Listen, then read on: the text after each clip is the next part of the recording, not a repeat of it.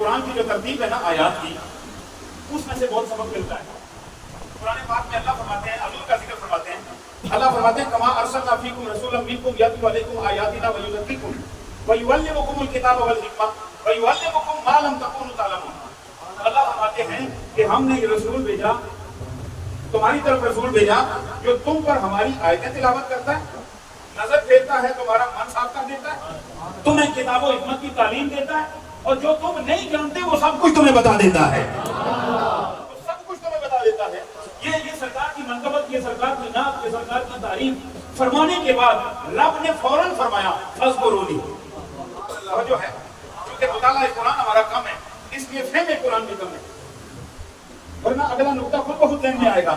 فہم قرآن کہ رب نے حضور کا ذکر فرمایا، فوراً فرمایا فاذکرونی، اور اب فوراً مزے کی بات علماء مزہ لیں گے، اور وہ احباب جو شاید عربی سے شغف رکھتے ہیں وہ مزہ لیں گے، فاذکرونی نہیں فرمایا،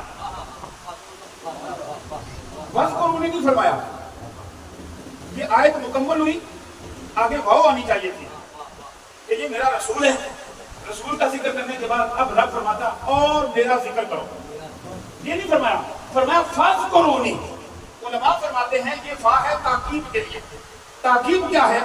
تاکید اسے کہتے ہیں کہ جو ہی فلاں نعت خوان آئے گا اس کی نعت شروع ہو جائے گی، جو ہی فلاں خطیب آئے گا اس کی تقریر شروع ہو جائے گی، جو ہی سورج غروب ہوگا روزہ کھول دیا جائے گا۔ فا کا معنی یہ ہے کہ رب فرمانا چاہتا ہے میں نے مصطفیٰ کا ذکر کر کے فا کی تاکید لگا کے اپنے ذکر کا حکم نہیں دیا، معنی یہ ہے کہ جو ہی تم ذکر مصطفیٰ سنو فوراً ذکر خدا کر دیا کرو۔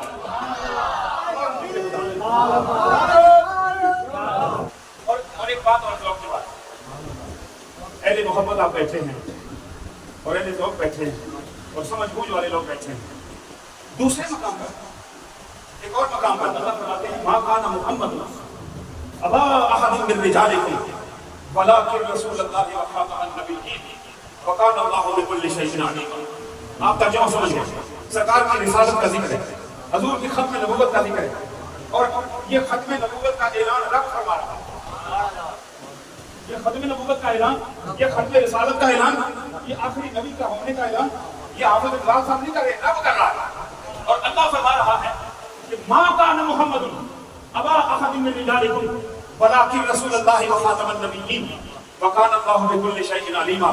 اس سے بڑی نعت کائنات میں کوئی نہیں یاد رکھے گا۔ کائنات میں جو اللہ نے عہدے بنائے ہیں اپنی مخلوق کی عزت کے لیے، اپنی مخلوق کی وقار کے لیے، وہ چاہ رہے نبیین، صدیقین، شہداء، صالحین، سب سے اوپر نبی، اس کے نیچے صدیق، اس کے نیچے شہید، اس کے نیچے اولیاء۔ سب سے پہلی سطح جو ہے وہ ہے نبیوں کی۔ اب ہر نبی معزز، ہر نبی محترم، ہر نبی عزت والا، ہر نبی وقار والا۔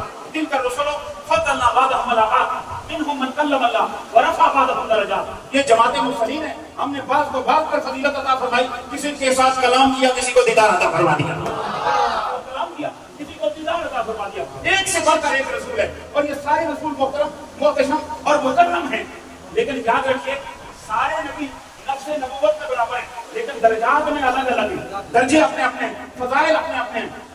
صفی اللہ سے بات چلتی چلی گئی، صفی اللہ سے نجی اللہ، نجی اللہ سے خلیل اللہ، خلیل اللہ سے ذبی اللہ، ذبی اللہ سے خلیفۃ اللہ، خلیفۃ اللہ سے کلیم اللہ، کلیم اللہ سے روح اللہ، روح اللہ سے حبیب اللہ۔ جب حبیب اللہ پہ بات گئی تو رب کائنات نے نبیوں کے اندر بھی جو سب سے اعلیٰ عہدہ تھا وہ اپنے محبوب کو عطا فرمایا، وہ سب سے اعلیٰ عہدہ ختم نبوت کا ہوتا ہے، ختم نبوت کا، ختم نبوت کا یہ سب سے اعلیٰ عہدہ ہے۔ اس لیے یہ سب سے ہم نے کچھ ہم دیکھتے ہیں، سب سے بڑا عہدہ وہ ہوتا ہے جس کے بعد بھی کوئی عہدہ نہ ہو۔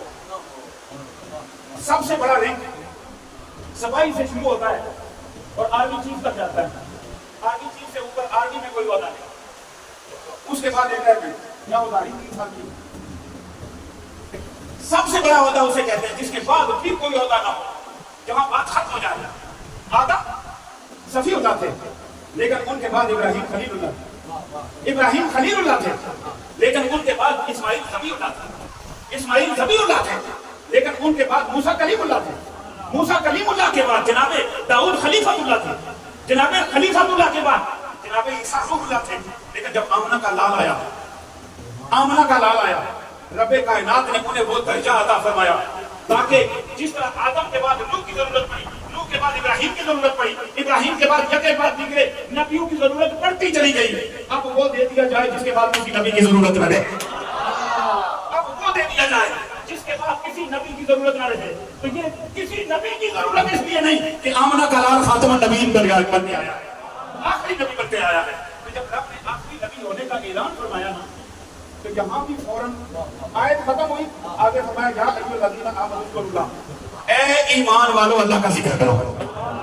وہاں بھی سرکار کا ذکر، آگے فرمایا فاذکرونی، یہاں بھی سرکار کا ذکر، آگے فرمایا یا ایھا الذین آمنوا اذکروا اللہ۔ لیکن ایک لطیف نکتہ عرض کر دو، وہاں صرف فاذکرونی تھا، صرف فاذکرونی تھا، اور اشتباہ پیدا ہو رہا تھا کہ پتہ نہیں رب کی نسبت تقاضا کر رہا ہے کہ سبحان اللہ کہو، الحمدللہ کہو، اللہ اکبر کہو، لا الہ الا اللہ کہو، میرا ذکر کرو، میرا تذکرہ کرو، میری تسبیح کرو، میری تحلیل کرو، میری تقدیس کرو، میری تمجید کرو، خدا جانے کس سے تقاضا کر رہا ہے۔ دوسری جگہ پر یہ سارا اشکال ختم ہو گیا، یا ایھا الذین آمنوا، احسان ایمان والوں پہ ہے، سبحان اللہ بھی ایمان والا کہے گا۔ مدینہ کی پہاڑیاں نظر آتی تھی تو آپ رفتار تیز کر دیتے تھے۔ مدینہ طیبہ کی جب پہاڑیاں اور سبززار یا کھجور یا کوئی عمارت نظر آتی تھی تو رحمت کونین اپنی اونٹنی کو ایل لگاتے تھے اور شدید تازہ کر دیتے تھے۔ معلوم یہ ہوا مصطفیٰ کو بھی اپنوں میں بیٹھ کے مزہ آتا تھا۔ اس کا بھی کبھی ویسے چھوڑ دیتا ہوں۔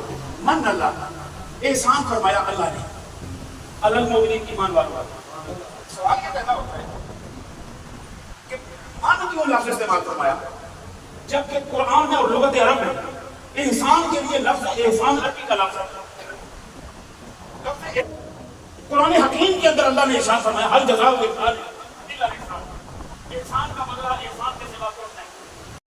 لقد من اللہ، مولا راز کیا ہے؟ فرمایا ہر احسان کا بدلہ دیا جا سکتا ہے، مصطفیٰ کا جواب بھی کوئی نہیں۔